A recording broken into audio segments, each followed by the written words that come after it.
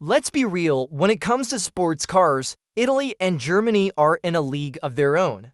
From the fire-breathing Ferraris and Lambos to the stylish Alfa Romeos and even the quirky little Fiats, Italy knows how to build cars with soul. Don't forget Lancia either. They made some of the most iconic rally monsters ever. These cars don't just drive, they sing, they dance, they turn every head on the street. On the flip side, Germany, man, they bring that precision engineering, that no-nonsense brilliance. Whether it's a Porsche, BMW, or Mercedes, they build machines that are efficient, fast, and absolutely dialed in, no drama, just pure performance. For decades, these two countries have gone toe-to-toe, passion versus precision, flair versus focus, opera versus techno. Italian sports cars give you wild design, raw sound, and pure emotion. German ones, they'll corner harder, last longer, and still look clean doing it. Let's take a look at 5 Italian icons and 5 German legends that just might do it better. Okay, let's start with a heavy hitter, the Ferrari 599 GTB Fiorano Part GT Cruiser, Part 512 monster. It's powered by the same legendary 6.0-liter V12 from the Enzo, pushing out a spicy 612 horsepower, all naturally aspirated.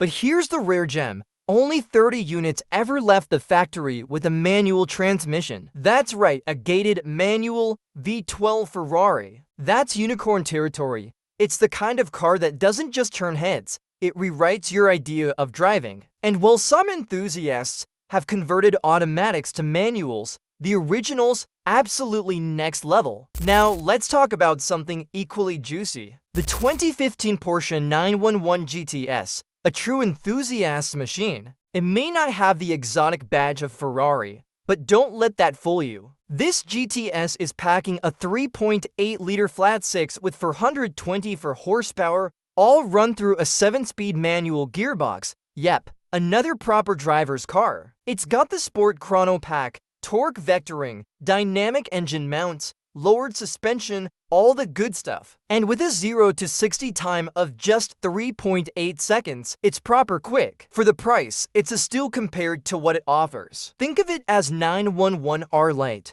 but without the R tax. Fast forward to 2016, and Alfa Romeo was back swinging with the Giulia Quadrifoglio Verde, aimed squarely at the BMW M3. And guess what? It didn't come to play. This beast uses a Ferrari-derived 2.9-liter twin-turbo V6, essentially a chopped-down version of the F15 for V8 from the 488. It kicks out 503 horsepower and 443 pound-feet of torque, giving it the kind of punch you'd expect from a track toy, but in a 4-door suit. It's raw, it's wild, and that exhaust note, pure Italian rage. It's got that Busso V6 vibe, only meaner and more turbocharged. Enter the king of sports sedans, the BMW M3 Competition. This car isn't just about flexing, it sets the benchmark. 503 horsepower from a 3.0-liter twin-turbo straight-six, a wicked-fast gearbox, and available all-wheel drive with drift mode, of course. You've got options too. Classic rear-wheel drive with a stick,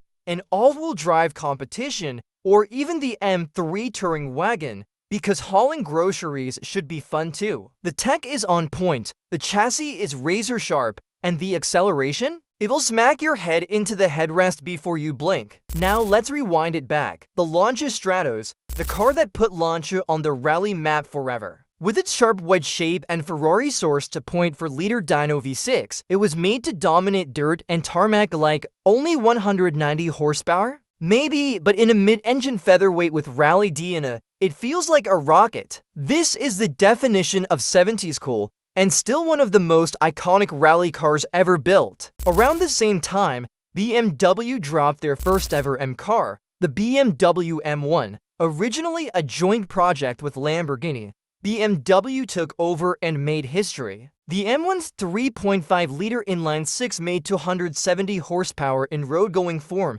and could hit 0 to 60 in 5.6 seconds, which was blazing fast back then. Designed by Giugiaro and tuned by Dallara, This thing was a true exotic and a sneak peek at what M would become. The Huracan Performante took the already awesome Huracan and cranked it to 11. The 5.2-liter and a V10 now made 631 horsepower, and thanks to some trick aero and chassis upgrades, it could slice through corners like a katana. It shares a platform with the Audi R8, but make no mistake, the Lambo has a wild side. It's louder, angrier, and has more presence. Sadly, the Huracan has been retired, but the Performante will forever be one of the greats. Not to be outdone, Mercedes dropped the mic with the AMG GT Black Series. This isn't just a fast Merc, it's a borderline race car with plates. The twin-turbo 4-liter V8 was turned up to 720 horsepower, backed by insane amounts of carbon,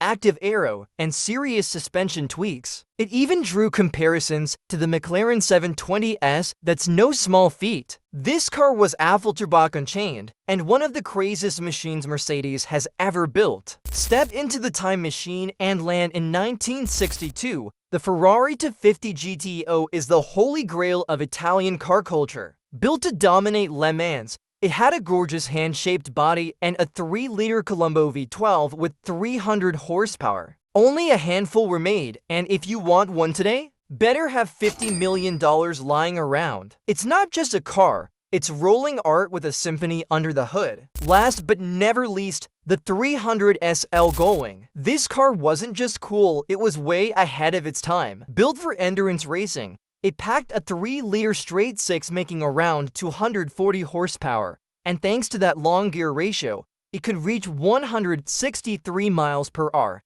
wild for the 50s.